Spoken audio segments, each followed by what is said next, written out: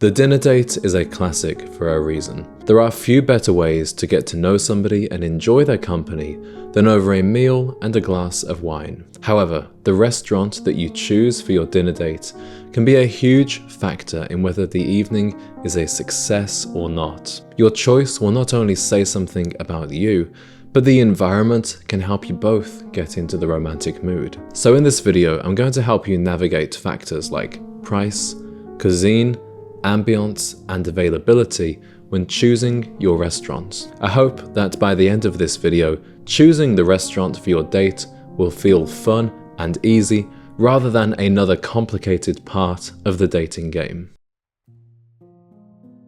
Before considering anything else, set a budget for your date. And this budget should include the check for both of you. Even if you believe in splitting the bill, you are choosing the restaurant, so you should at least be prepared to cover it. In the US, it's perfectly possible to get a good meal for two for less than $100, and in the UK and Europe, it's certainly possible to have a great meal for much less than that. A more upscale place in the US will likely run between $200 and $250. Now, if you don't have at least $70 or $80 to spend, I recommend going for a more affordable date alternative like coffee or just drinks. Remember, dinner is quite a large financial investment for the first date. And even if you have deep pockets, there might be a certain tier of restaurants that you save for the second, third, or fourth date. Spending $500 on a first date with a woman might look like you're trying too hard to impress her. And with the right kind of lady, that's far from necessary.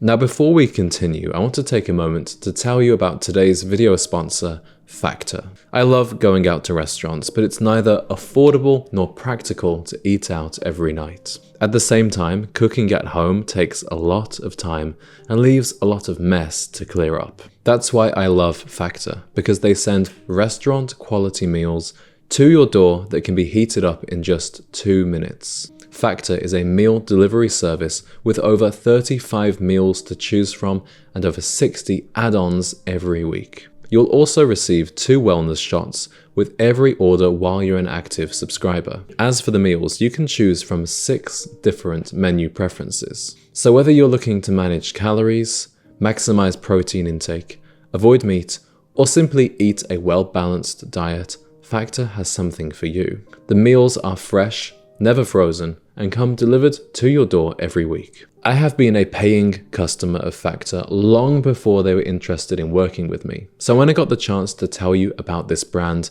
it was a no-brainer for me. I can honestly say I would not have been able to grow this channel so fast if I didn't have Factor there to save me time. I no longer go to the grocery store, cook, or do dishes, because I know that their chef-prepared menu will always have options that I'm excited about and are delicious to eat. Lately, I've really enjoyed their creamy tomato pork chop, their Parmesan and sun-dried tomato chicken penne, and red pepper queso chicken. You can also upgrade to meals with premium ingredients like filet mignon, shrimp, and blackened salmon to truly get that restaurant experience at home. The subscription is also totally flexible, so you can change your order size or pause it if you're going out of town. So if you want to try this for yourself, here's how you can. Head to factor75.com or click the link below and use the code GENTZ50 to get 50% off your first Factor box and 20% off your next month of orders. That's code GENTZ50 at factor75.com to get 50% off your first box and 20% off your next month of orders. Thank you to Factor for sponsoring today's video, and like I said, it's a joy to bring you a product that I've been enjoying for a long time. Now let's get back to planning that dinner date. Once you've established a budget, consider what restaurants are available in your local area. If you live in a big city, you will have an abundance of options. Here in Chicago, you can access every type of restaurant at every different price point within a few miles. However, in a small town or a rural area, you might have to work with what you've got. Because if the nearest romantic Italian restaurant is over an hour's drive away, then the casual American just down the block might be a better choice. Even if you're giving her a lift to the restaurant, you still have to factor in travel time and, well, if the date doesn't go well, then it's been a waste of time for both of you. Perhaps the restaurants further away are the ones that you save for those later dates when you've already established a connection and you feel ready to invest a bit more time. Before booking a table, check in with your date to see what kind of food she likes and if she has any special dietary requirements. For example, if she's vegan, then even the best steakhouse in town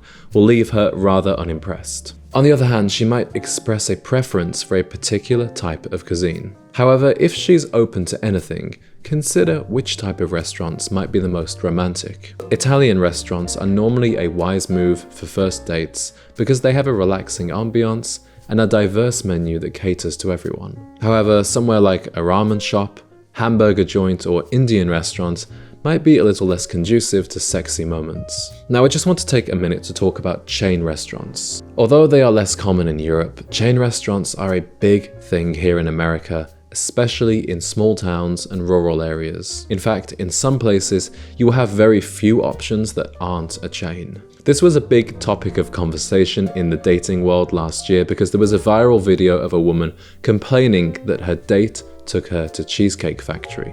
This is the Cheesecake Factory. This is the Cheesecake Factory, y'all. What's the problem with that?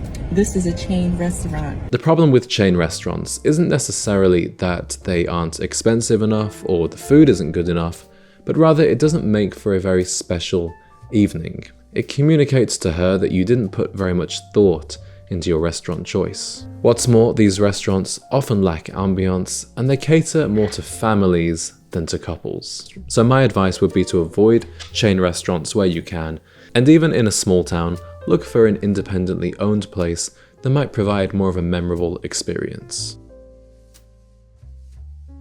So the ambiance of a restaurant is much more important than the price, and in my opinion, just as important as the food itself. I've had some great meals at restaurants where the food completely sucked, but we were having a great time and the restaurant was really cool. I'm mostly talking about the Prince in LA.